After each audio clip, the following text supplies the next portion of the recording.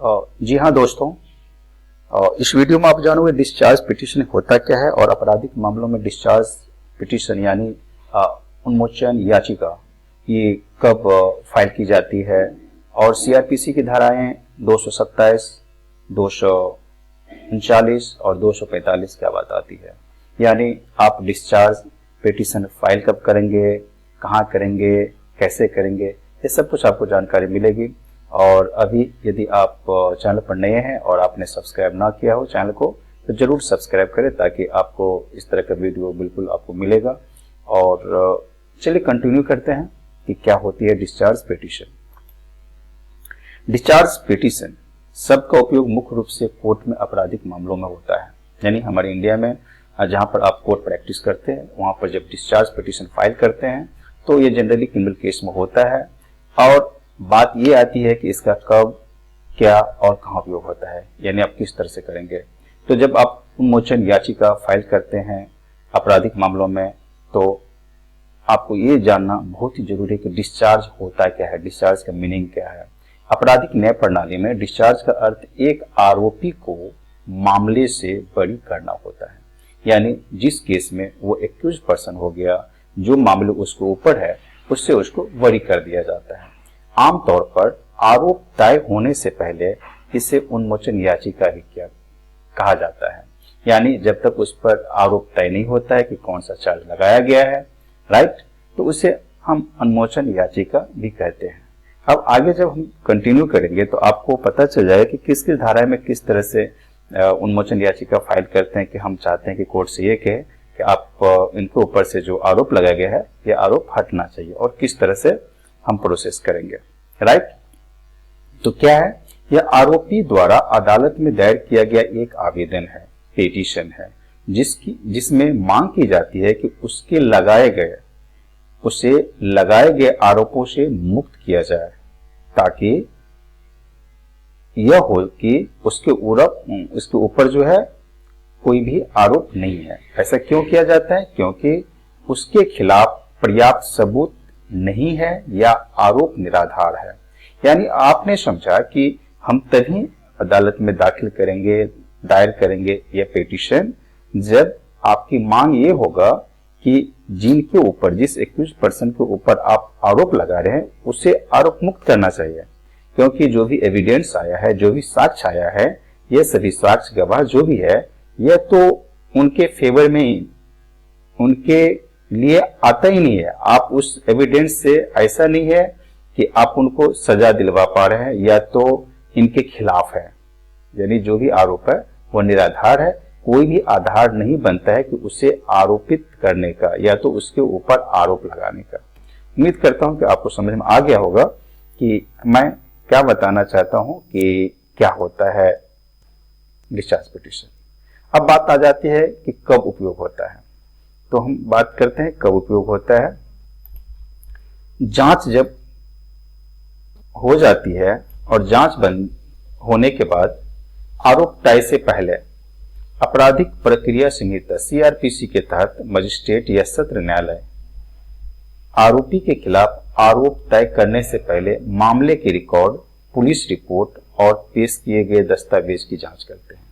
यानी जब एफआईआर हो गई और केस कोर्ट में आया, केस कोर्ट में आने के बाद क्या करते हैं, जो भी साक्ष्य प्रूफ रहता है, एविडेंस रहता है, जो भी डॉक्यूमेंट्स रहता है, उस डॉक्यूमेंट्स बेस पर क्या करते हैं, तो कोर्ट जो है सुनवाई करती है। यानी देखती है पूरा का पूरा कि आखिर किस तरह का रिकॉर्ड है, पुलिस का रिपोर्ट क्या करता है, जो भी डॉक्यूमेंट्स है वो किस तरह से बताता है। अब जो भी डॉक्यूमेंट्स आपके मतलब मुद्दे की तरफ से लगाया जाता है और एक्यूज्ड पर्सन के ऊपर आरोप लगाया जाता है तो पूरे के पूरे रिकॉर्ड को देखा जाता है, पुलिस रिपोर्ट को भी देखा जाता है और वह पेश भी किया जाता है कोर्ट में।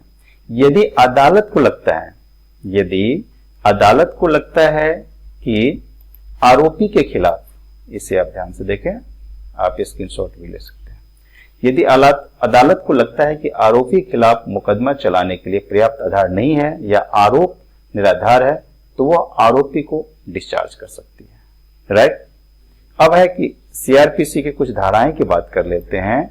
जो अलग अलग धाराएं मैंने बताया वो धाराएं कब कहाँ पर उपयोग होगा ये आपको बता दूं कि किस कोर्ट में आपका केस है और इस तरह से वहां पर किस तरह के धारा के अंतर्गत आप जो है डिस्चार्ज पिटीशन फाइल करेंगे।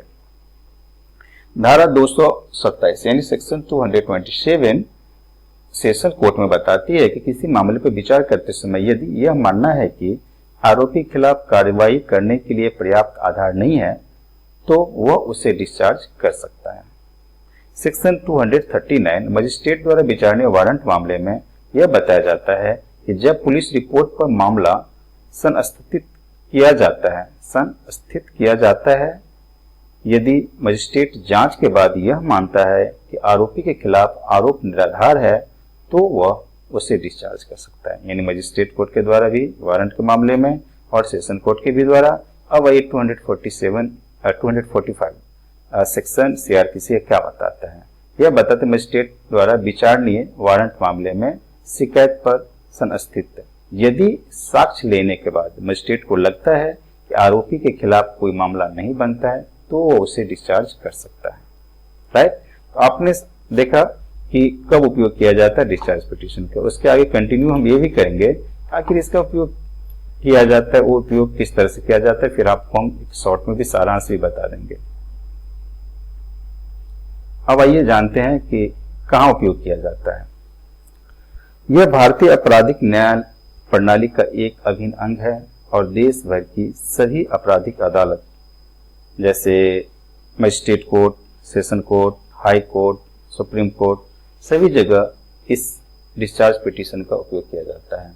क्योंकि डिस्चार्ज पिटीशन साफ साफ जैसे मैंने बताया कि यदि एक्यूज्ड पर्सन को ऊपर जो है यदि आरोप सही नहीं लग रहा है और उनके ऊपर आरोप नहीं लगना चाहिए तो उन पर आरोप हटाने के लिए जो आप एडवोकेट रखे हुए हैं वे फाइल करते हैं और उनका बेस बनाते हैं और उसी बेस पर जज यदि सही लगता है कि हाँ सच में उनके ऊपर जो आरोप लगाया गया है वो आरोप निराधार है, यह उन्हें आरोप मुक्त किया जाए तो यह पिटीशन दायर की जाती है।